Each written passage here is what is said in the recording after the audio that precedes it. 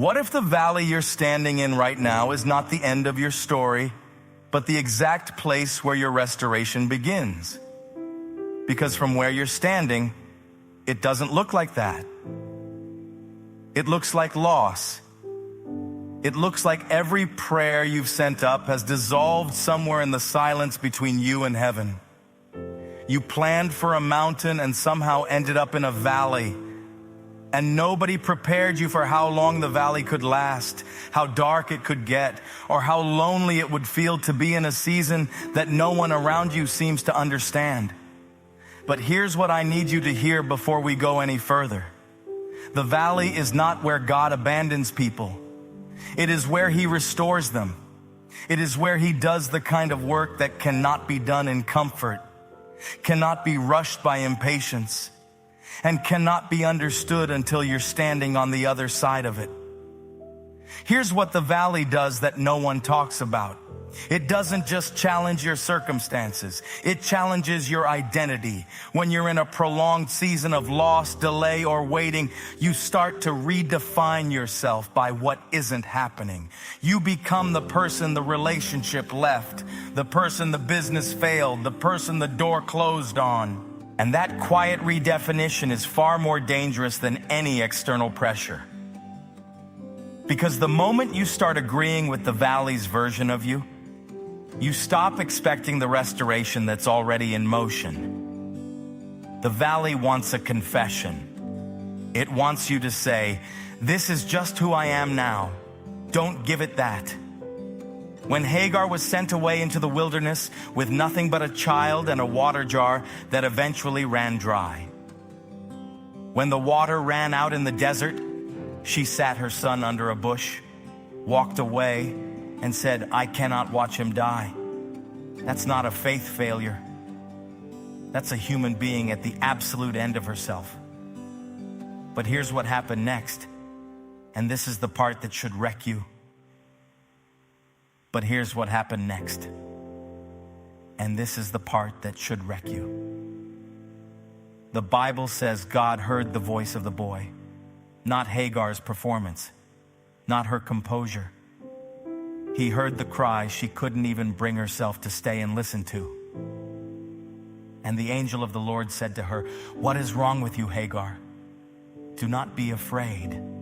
And then he opened her eyes, and she saw a well of water that had been there the entire time. The provision wasn't sent in that moment. It was revealed. Your well is already there. You just haven't been able to see it yet. God doesn't always remove the problem. Sometimes He opens your eyes to the resource that was already in the problem's vicinity. What if the thing you've been begging God to change is actually standing next to the thing He's been trying to show you? What if your frustration has been so loud that it's been drowning out a direction? Hagar wasn't in the wrong place. She just couldn't see what was already there. Stop asking only for escape. Start asking for sight. And here's where something needs to shift in you right now. God is not a God who watches people collapse and calls it a lesson. He is a God who meets people at their lowest coordinate, not their highest achievement, not their cleanest version, not when they finally got it together. He met Hagar in the desert, dehydrated and despairing. He met Elijah under a tree, asking to die. He met Peter on a shoreline after a complete moral collapse. The pattern is not perform and receive. The pattern is break and be found. Consider Ezekiel and the valley of dry bones. God didn't take Ezekiel to a mountaintop to show him His power. He took him to the lowest, deadest place imaginable, a valley full of bones that had been there so long they were completely dry. And God asked him something strange. Can these bones live? Are you ready to see this?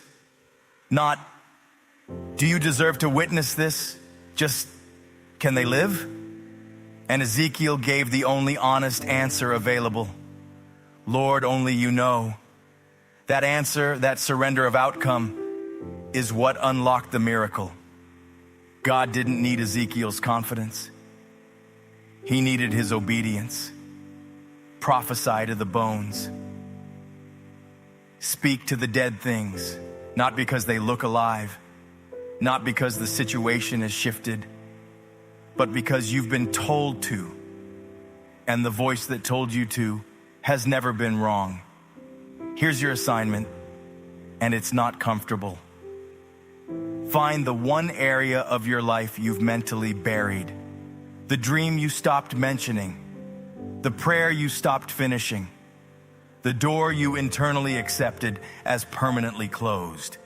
Now prophesy to it, not with loud emotion, with decided faith.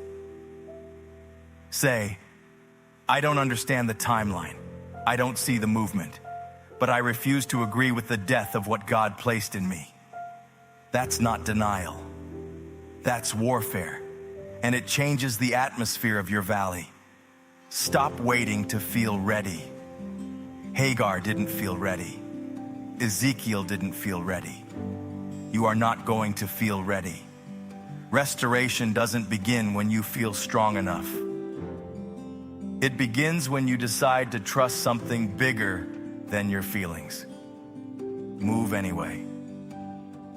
The valley you are standing in right now is not the punctuation at the end of your story. It is the pressure that forms the thing God intends to release through you. Every well that was hidden is being revealed. Every dead thing that still carries assignment is being called back. Every version of yourself that the pain tried to erase, God is in the process of restoring. The word in Hebrew, shub, means to return, to come back to the original. What was taken doesn't just get replaced, it gets returned to its intended form. That is what is happening in your valley right now. You are not being managed through a hard season. You are being returned to yourself. Hold on. Open your eyes. The well was always there. The well was always there.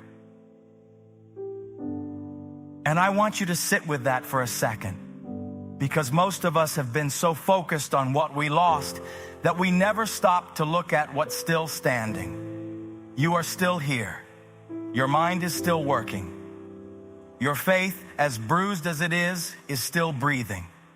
That is not small. That is not coincidence. People who were never meant to make it out don't make it to moments like this one. The fact that you are still searching, still listening, still reaching for something greater than your pain, that is evidence that the story isn't over. God doesn't keep investing in finished assignments. And I need you to understand something about restoration that religion sometimes gets wrong. Restoration is not God rewinding the tape and pretending the valley never happened. It is God taking everything the valley taught you, the patience it built, the pride it broke, the depth it carved into you, and weaving it into something that could not have existed without the process. You are not going back to who you were before the loss. You are being introduced to who you were always supposed to become. That person is stronger. That person is clearer. That person carries an authority in their testimony that comfort could never have produced. The valley didn't steal your future. It was quietly shaping the person who is capable of holding it. So let today be the day you stop negotiating with despair. Let today be the moment the agreement ends, the silent agreement you made with hopelessness somewhere in the middle of this season. God is not finished. The well is open. The bones are breathing. And you, right where you are standing, in the middle of everything that tried to take you out, you are still being written. Not edited, not shortened, written. And the God who holds the pen has never once abandoned a story he started. Let's pray. Father, I lift up every person hearing these words right now. The ones carrying something in silence. The ones who prayed and heard nothing back and kept praying anyway. The ones who are tired in a way that sleep cannot fix. You see every single one of them. Meet them right where they are, not where they think they should be, not where they used to be. Right here in the middle of the valley they didn't choose. Because that is exactly where you have always done your greatest work. Let hope come back in. Let them feel, maybe for the first time in a long time, that they are not forgotten, that they are not invisible, and that you have not looked away from their life for a single second. In Jesus' name, amen. God bless you.